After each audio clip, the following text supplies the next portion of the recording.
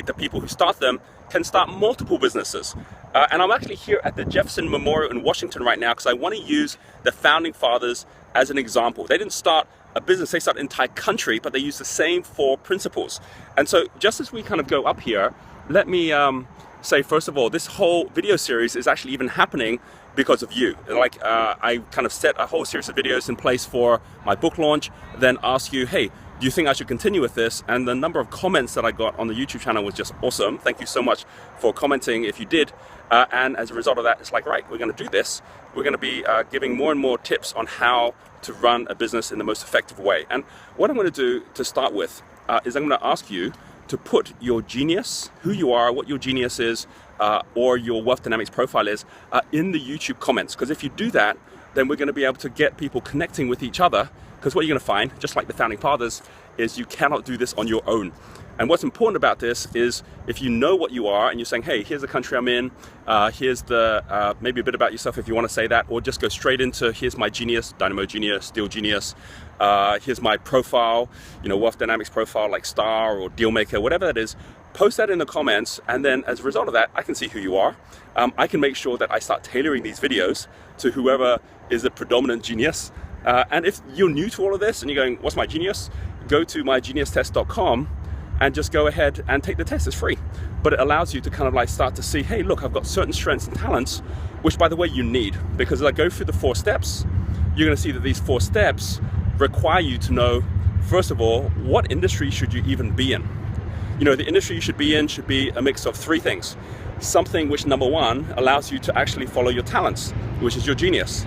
Number 2, something you're passionate about, which you love to do. And number 3, something which brings you purpose, which is meaningful. If you say, yep, that's the industry I've figured out for myself, great. If you don't know those things yet, well, we can help on different videos on that and on our Genius U platform. But the most important thing is you're starting by saying, right, here's the surface in which I'm going to carve my niche. Then you don't start by just saying, right, I'm going to go out and create my own product and hope that people buy it. You start with the first of these 4 steps. Step number 1 is there's already leaders in your market. So step number 1 is actually connect with the leaders, know who they are.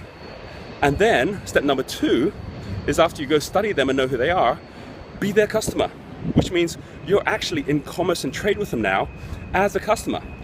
And that way you actually learn what it is that actually made them so successful, because all their customers are going through that experience as well.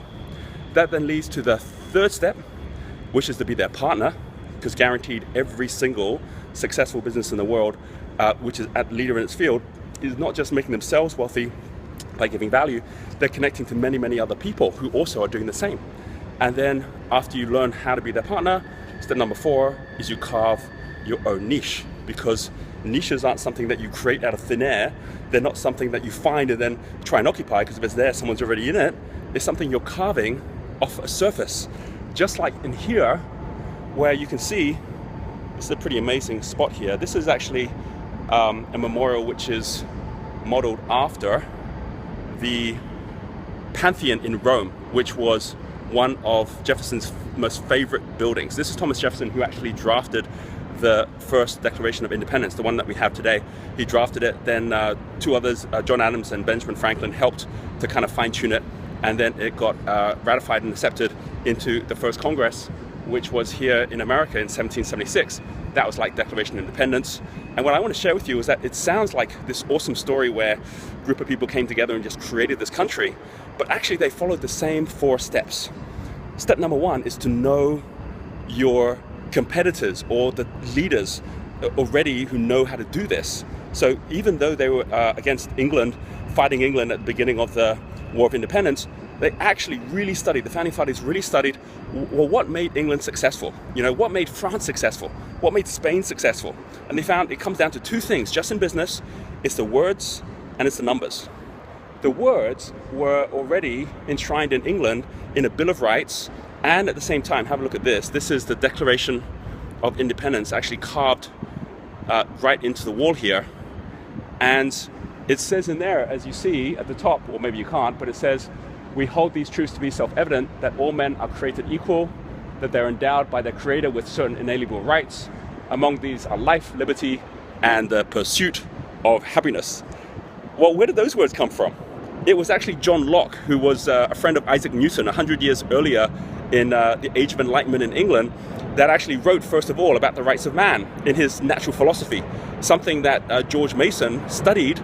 George Mason was Washington's mentor, and George Mason actually was the first to actually create a declaration, which he did in 1776 for Virginia.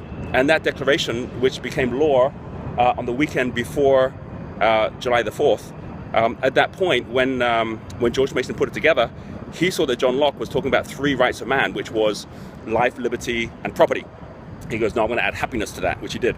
And then Thomas Jefferson got together and said, I've got to write something real quick for the Declaration. So he used those same words and he took out the property, thought that's not as appropriate, and left in the happiness. And that's how we got these words in the Declaration. Learning from the best who are out there, seeing what it is they do, and then what it is you need to alter or see differently.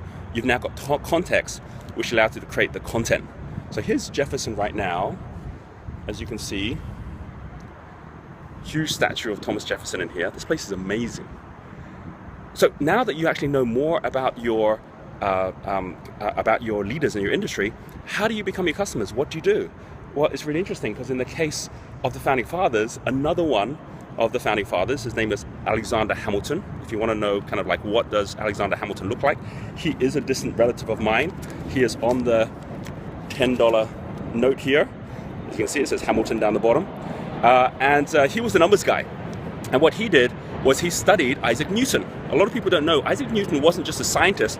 He was the first master of the mint during this Age of Enlightenment to create like the entire monetary system that was used and to put in place the national debt through the Bank of England, which allowed England to be in debt to other countries. It's actually how England ended up being so powerful against France and defeating France was actually the fact that it could go borrow and then people go, ooh, we'd much rather England survive so that they can pay us back. And that's why Alexander Hamilton became the first Secretary of the US Treasury. He set up the US Treasury, he set up the Bank of New York, and he also set up the US Mint. So he kind of like was there printing the money and making sure that America was in debt to all these countries, like to Spain, to Netherlands, which at that point was Dutch Republic. That's actually how the Americans ended up winning against the British, by having the support of these European partners who were coming on board and seeing them first of all as a customer, where they were saying, hey, America is our customer, they owe us all this money, we better make sure that they survive. So that's how they learned everything about them. And then that then led to the third step, which is now be their partner. So you might think that during the American War of Independence, everyone would just focus at America, but no, they went out, they went overseas. So for example, in the Founding Fathers, Benjamin Franklin became the ambassador for France, went out to France, and it was why the actual end of the war, which happened not in America, it actually happened in France, became known as the Treaty of Paris. John Adams, after helping with the Declaration of Independence, he went off to the Dutch Republic. And it was as a result of that that America became recognized in The Hague as a country. So sitting behind your desk, being in your office may not be the best place to be kind of starting your business. But you go out, find who the leaders are, become their customers, find out how they're partnering with others. That's exactly what they did. And it was as a result of that that we ended up with America becoming the country that it is today. Now, after that happened, was that the end of it? No, they became partners also with England itself. The moment the war was over, which was like 7 years after this declaration was written, the moment it was over, then at that point John Adams moved from the Dutch Republic to England, became the ambassador in England, and a year later, Thomas Jefferson here traveled to England to kind of like study the Magna Carta.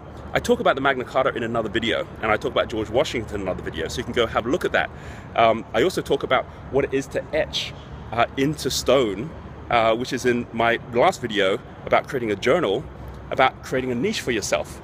So here's a story where you've got the Founding Fathers basically winning the War of Independence, not even in America. Of course they're fighting here, but they're actually creating those partnerships which make all that difference.